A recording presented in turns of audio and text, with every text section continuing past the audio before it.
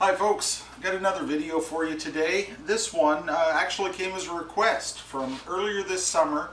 I was at the Performance Modeler user group in London. It was a great time, lots of fun conversation and questions. One of the questions turned into a request for a video, and it was around how can I automate some of the more simple tasks that I do in terms of dimension maintenance so I make sure I don't forget any of the steps. And we're not talking about data loads here and updating lots of things as part of an automated data load, but just the simple things that we have to do, like add a member to a dimension, make sure it's in the right part of a hierarchy, perhaps update some assumptions and attributes that are related to that new member, those sorts of things that we might do every day and forget that those do take time, and we might forget a step and cost us more time later.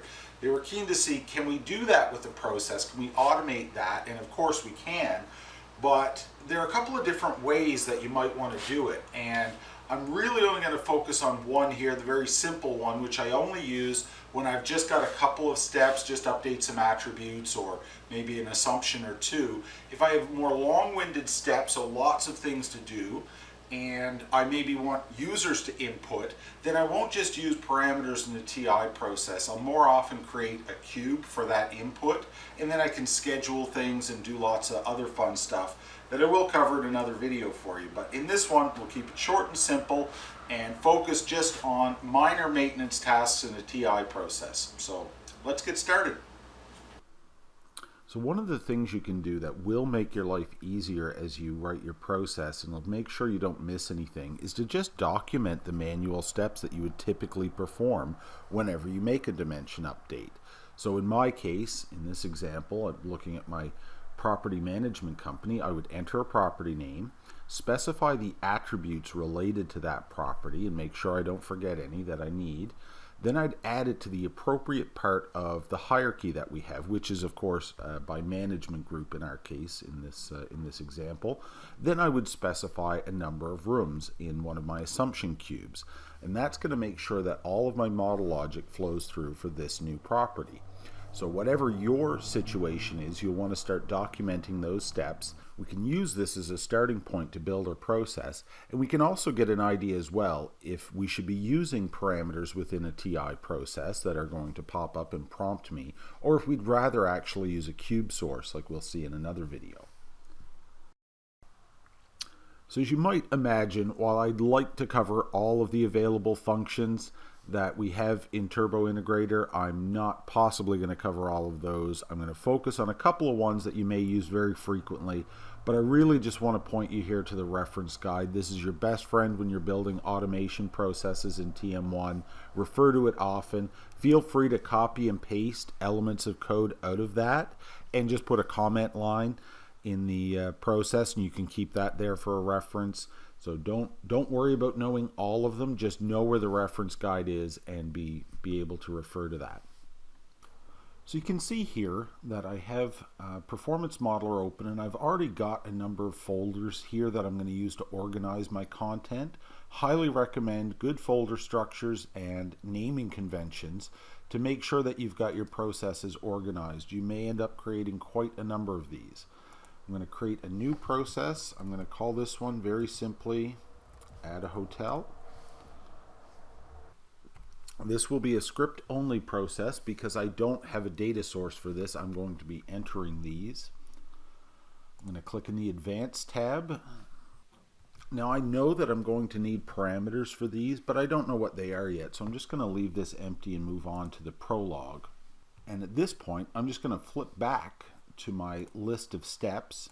I'm going to highlight these and copy and paste them right here into my process. Now that might seem silly, of course, we're looking at these and trying to interpret it as a process, but this is really going to guide me as I build this process out, make sure I don't forget any steps, and help me auto document my code. So when I enter a new property name, what I'm really doing here, of course, is inserting a member to my dimension that has my hotels. So I could look for that in the reference guide. That's a great way to find it and find out what's there. But what I could also do more easily as I get more familiar with this is just type what I'm looking for and a control space will pop up a list of available functions. So what I'm going to do is a dimension element insert direct, and then I can actually get prompted for some of the variables of that process. So for example, I could just choose hotel here and hit enter.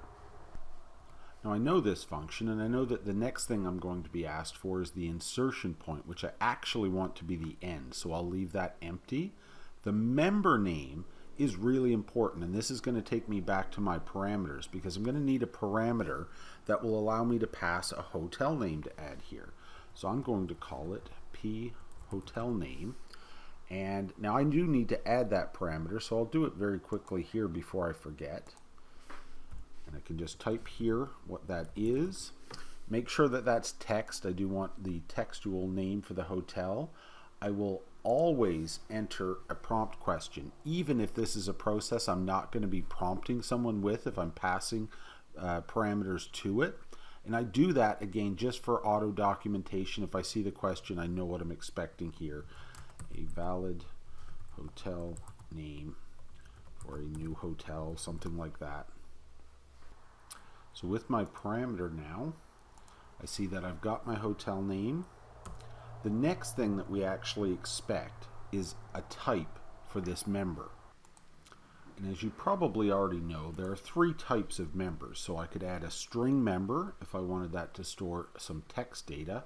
I could add numeric for numeric data, and C for consolidated numeric data. Now of course this is just a standard leaf level element or n type element, and I terminate my line with a semicolon, and now when I run this process I can add a new hotel. The only thing we've covered here is just literally inserting the hotel name. Typically when I add a new hotel there are a number of other things I have to do, so let's move on to those. But just before we do, a quick comment on dimension element insert direct. So you'll see 2 options for inserting elements. So you can do either dimension element insert or insert direct. When you use the just insert function, so dimension element insert, we sort of keep a buffer, a list of elements that need to be inserted, and then we do those all at once upon completion of a particular TI step. So for example, at the end of the prologue, or if we had them, metadata or data sections, and the epilogue. But I'm going to do all of this process in front of you here in the prologue section.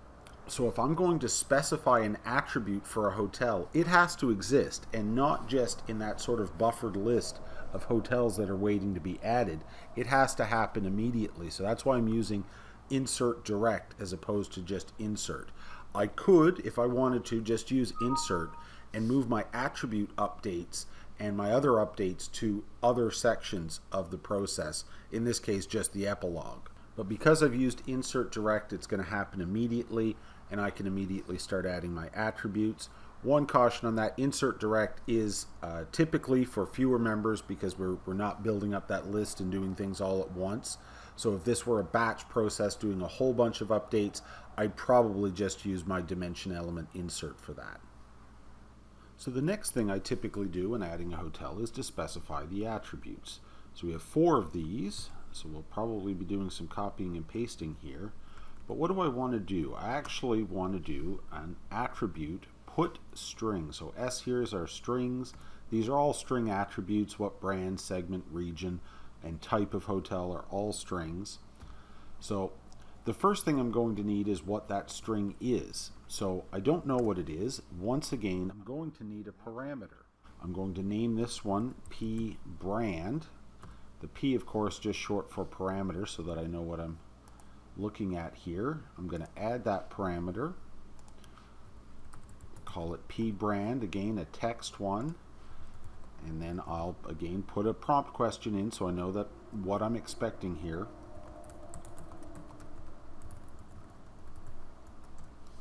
Go back to our prologue. The next thing we're going to specify is the dimension that belongs in. Again, I can type or click in the editor here, choose that this is going to be added to our hotels. Next, I'm going to specify which hotel. Now, in terms of which hotel, well, of course, it doesn't exist here yet. that's actually going to be my prompt that I've already created for hotel name. So we've got our hotel name, and then which attribute? Well, that one's easy, especially given my naming convention. I want that to be added to brand. Now, optionally here, I could specify a locale for that, so if I were worried about people seeing the attribute, the hotel attribute, in their own locale, I could say which locale that's for, but I don't need to do that here. If I'm working in a single language, I can just terminate my function at that step. So as you saw, we needed a parameter for our brand attribute, and as you'd probably expect then, we're going to need a parameter for the other attributes that we want to specify. So segment, region, and type of hotel. So I'm just going to quickly add a few here. So we'll do our segment, region, and type of hotel. And I'll very quickly populate my prompt questions for those just by replacing my brand with my segment, and then my region, and my type of hotel.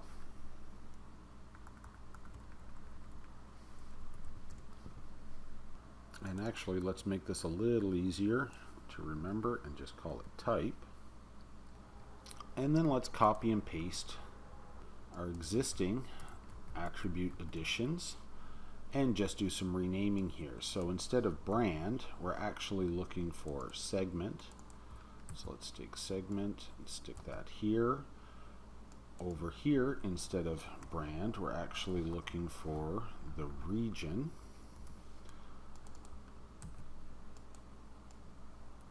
And finally, instead of this brand, we're actually looking for type. Change this fellow to type. And we're already halfway through our steps here. Now we'll make sure this dimension goes to the right place in the hierarchy. And I'm going to do that with dimension element component add direct. Now the component add functions are the ones that will allow you to take a consolidated member, so a C-type member, and add children to it, or components. And I'm using add direct in this case, largely for consistency, because I'm inserting the element directly. I might as well add it to the parent directly as well. But there actually aren't any changes I'm going to be making that need to be refreshed or updated quickly for this. However, there's another decent reason in this case if I've got a long list of hotels, so I'd be talking in the hundreds of thousands here probably before we'd notice it, but if I have a really long list, it's actually faster to do all of your edits directly if they're small edits, if they're not bulk large updates to the dimension, then you might as well do those directly as well.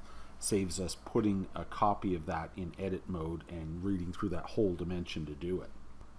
So once again, if I just start typing, I'm going to get prompted for things. That will save me some time. I'm going to do this to my hotel dimension.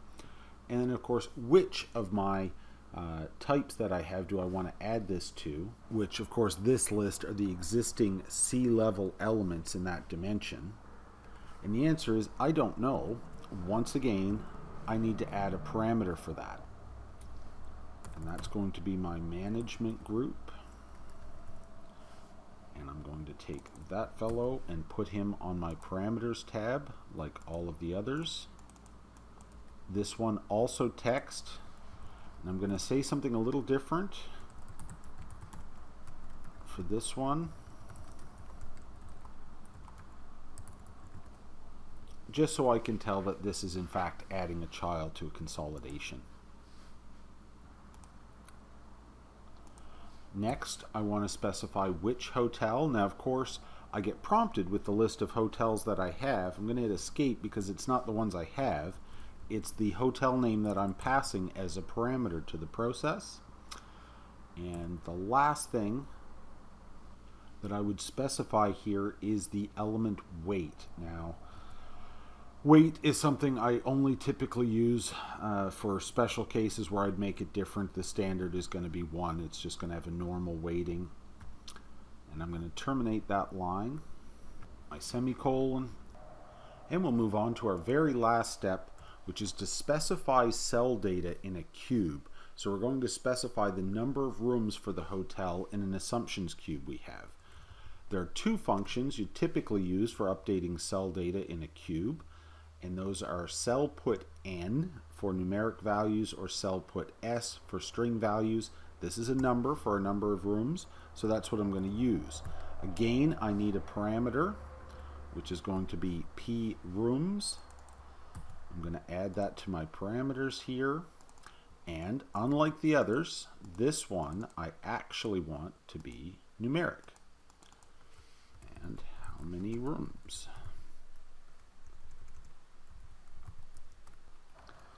We'll go back to our prologue and get prompted for the cube I want here. This is my hotel assumptions cube. And this is one of those places where the editor can really be your friend, because when you do a cell put or cell get or any of the commands that are retrieving or putting data in a cube, you need to get your dimension order correct. You can't just start putting dimensions in or members in for that cube. And by simply typing, you're going to get prompted with the members there. So in this case, I've got a date dimension in that cube because the number of rooms in a hotel can change by date. So I know that my date dimension is the one I need to specify here. And actually, once again, I'm going to need a parameter for that. At this point, under normal circumstances, I'd probably be actually using a cube for input for this one, but that is going to be treated as text data because we're specifying a member name here. And what date, and unless I'm prompting someone with a calendar control, I'm always going to specify what that date format is, which is MMDDYY in this case. Back to our prologue to finish this off.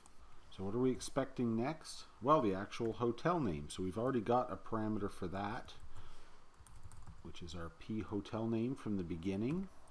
Then, which measure are we updating? Well, this is our number of rooms, not our number of employees. So we'll add that here, terminate the line, and we'll save it. And oh no, I've made a mistake. Well, it's not a difficult mistake. It's not hard to find or fix. And this is something that you'll find is that as you build processes, we do compile those at the point in time when you save them. So there is a test of whether or not that process is valid. One of the things we check for is whether or not your types are correctly specified. I've passed one within single quotes like I normally would pass a string value. This is actually, and I can save that anyway, this is actually a numeric value that's expected. It's treated as a number, and I don't need to enclose that in single quotes. So we'll save that, and then let's open our dimension and try it out. So I'll just open my hotel dimension here. We'll drag that to a different view so I can see it update. And let's look at some children here so that I can see something that we typically expect. So let's try this. So valid hotel name will be a test hotel. The brand will be Four Woods. The segment will be mid-scale. The region will be Northeast. And the type will be standard. The management group will be Four Woods as well. It will have 10 rooms as of 01/01/16. So the process succeeded. Let's see if I can find my test hotel in the Northeast region under the Four Woods brand. It's a mid-scale standard hotel that is part of the Four Woods management company. One final caution: if you are running a process and also looking at the dimension that you're updating, is that changes like this, so I've added my test hotel, now I'm going to delete it so that I could do that again if I wanted to try it again. Note well, that's an editing copy of my hotel dimension. We can see the star there indicating that that hasn't been saved. Make sure you save that and or do a refresh if you have to before you execute your process, because if you don't, your change hasn't been saved. That hotel still exists and you may see an error as a result, not related to your process, but in fact just the fact that the dimension hasn't been updated. One other small quick tip just before we go, again because I'm using Performance Modeler, is can sometimes be nice when you have to maintain these processes to put things in regions. So it's very simple with a comment to start a region and end a region, and that allows me to then collapse sections, and it can make things much more readable later on. So right here I can just do an end region and keep everything in a section with what is going on in that section in the comment line of that region, so I can see what it's trying to do.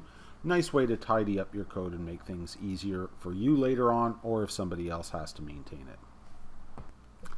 I hope you thought that was useful. Look for more videos coming up soon on other things that we might be able to do in terms of dimension maintenance, especially one using a cube source. Thanks for your time and happy modeling.